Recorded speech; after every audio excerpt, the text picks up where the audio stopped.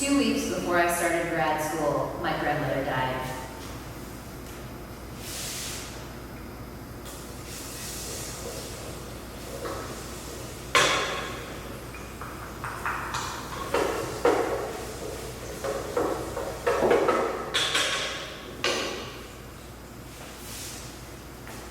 Two weeks before I finished grad school, I went to the desert with my classmates.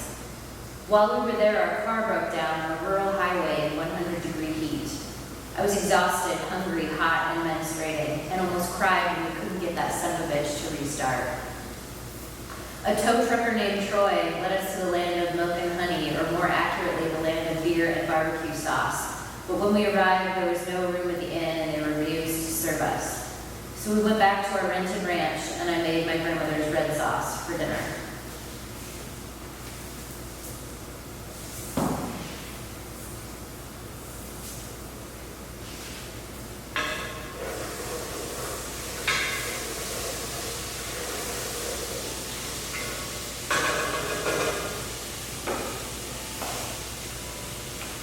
Everybody told me it was delicious, but what they didn't know is that the sauce is supposedly spoiled when made by a menstruating woman. Skeptics would say that my personal dissatisfaction with the result was due to a lack of basil available at our Airbnb, and not the Red Sea beneath me. But regardless, I stand here today to remake the sauce outside of my week of uncleanliness.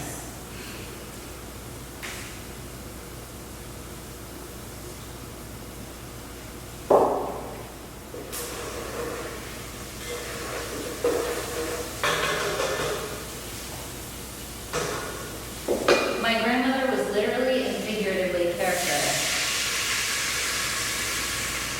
Shortly after she passed, the public library in her town, her home away from home, posted a video of her speaking at an anniversary celebration. In it, she calls her long-dead traditional Italian father a son of a bitch and complains about how as a child the librarians never let her in the section where they kept the dirty books. She had to be bleeped on public access. And I share a common background. We're both children of Italian immigrants, and those are when I think of it, I can't think of anything but how many lies I told, how about that kind of one. And we use the library really as a second home. But I think when I think about the library, and the steps were of no concern, were we? We just ran up and ran down. There was the dirty book section. See, that was the time the street would come. And you couldn't get that dirty book. That used to bother me.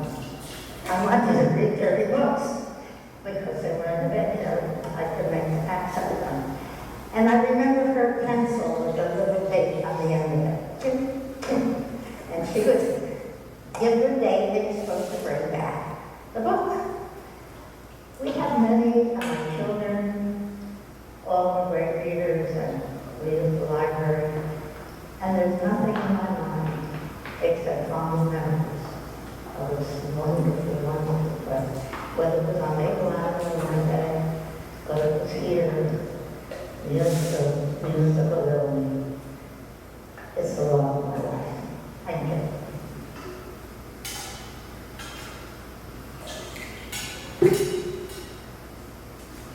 A man saw her at that library one afternoon and told her she embodied the trope of the little old lady and asked if she'd be interested in posing for stock images.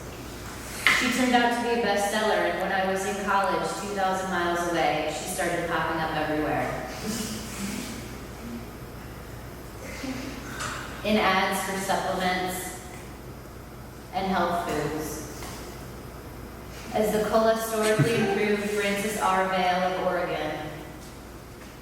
As an elderly New Yorker on a fixed income. As one of the 3 out of 5 elderly women suffering from incontinence.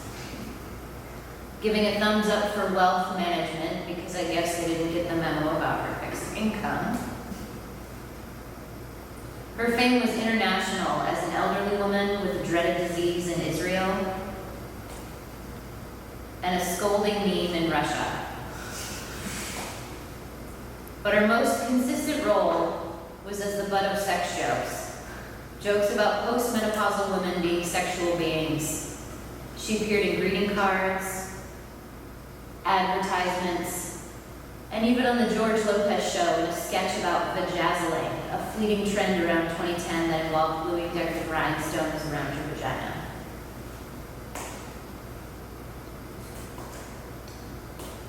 Sorry guys, technical issues.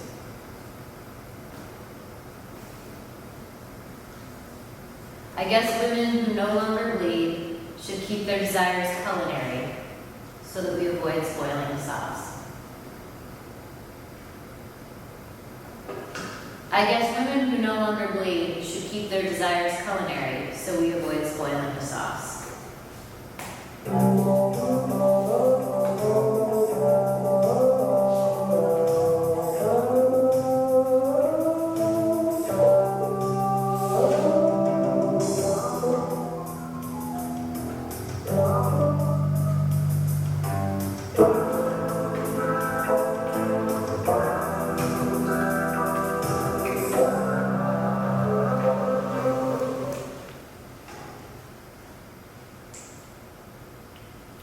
The sauce starts with the fruit of the tomato plant, whose vine is covered in a fine layer of fur and thus called pubescent by botanists.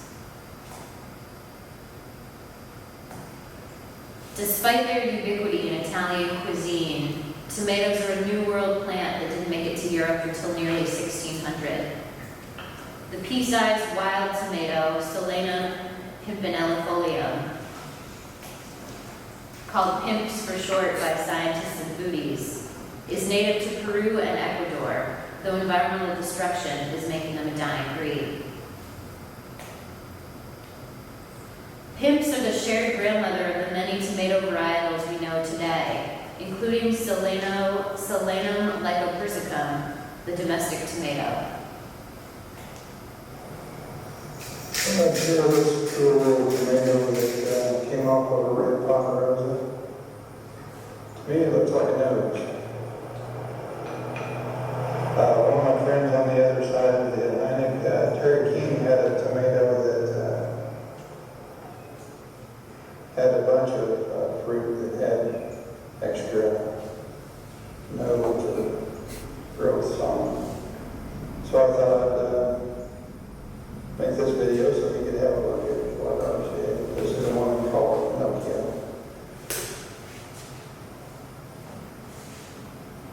So what do you think? Looks like an nose to me.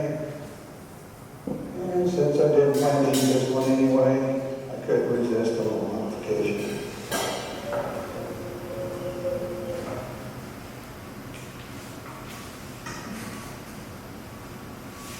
Lycopersicum translates to wolf peach, so named because of the tomato's shape and similarity to its cousin, deadly nightshade, thought in German folklore to be used by witches to turn men into werewolves. The folkloric werewolf is a character whose lust for blood is matched only by his lust for sex. Take the story of the young woman who worked in the fields with her husband, who was frequently inexplicably absent during the workday. During one such absence, a wolf came forth from the bushes, ran towards her, burrowed its face into her red skirt, and shook her back and forth. With screams and blows from her hay fork, she drove the wolf away. Soon afterward, her husband emerged from the same bushes into which the wolf had disappeared. She told him of her frightening experience, and he laughed, thereby revealing the red woolen threads from her skirt that were stuck between his teeth. She reported him to a judge, and he was burned to death, killed by his own lust. Like Holofernes at the hands of Judith, a man who got sauced and then killed by a saucy widow. In 2008, after the death of her husband, my grandmother met famously felonious rapper and blood gang member DMX in a parking lot. She posted this photo of herself with him on Facebook, calling him a very pleasant and nice person, and noting that his name was Earl. Her friend Patricia apparently misinterpreted the relationship, assuming that the saucy widow had snagged herself a young buck. For Christmas that year, my cousin brought my grandmother a DMX album so she could get to know her friend Earl a little better. We listened to it after opening gifts. My grandmother was unimpressed with his music because it was too hard to understand what he was saying. Stop, drop, open up, shut him down, shut him down, open up shop. Oh, no. That's how Rough Riders roll. While Rough Riders may have an explicit means of rolling, they apparently do not do much unrolling of condoms. DMX is the father of at least 15 children. As a church deacon who reads the Bible daily, my grandmother's friend Earl is likely familiar with Genesis 3:16, which curses all women to pay for that apple-eating bitch Eve's sins. Unto the woman, he said, I will greatly multiply thy sorrow and thy conception. In sorrow thou shalt bring forth children, and thy desire shall be to thy husband, and he shall rule over thee.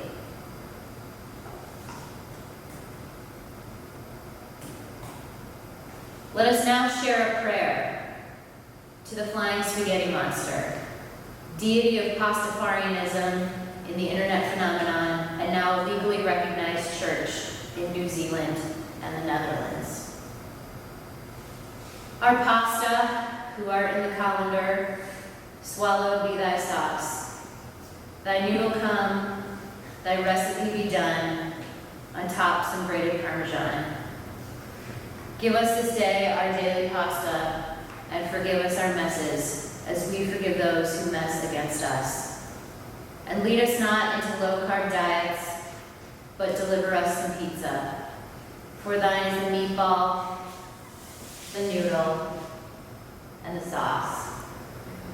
Forever. Ramen.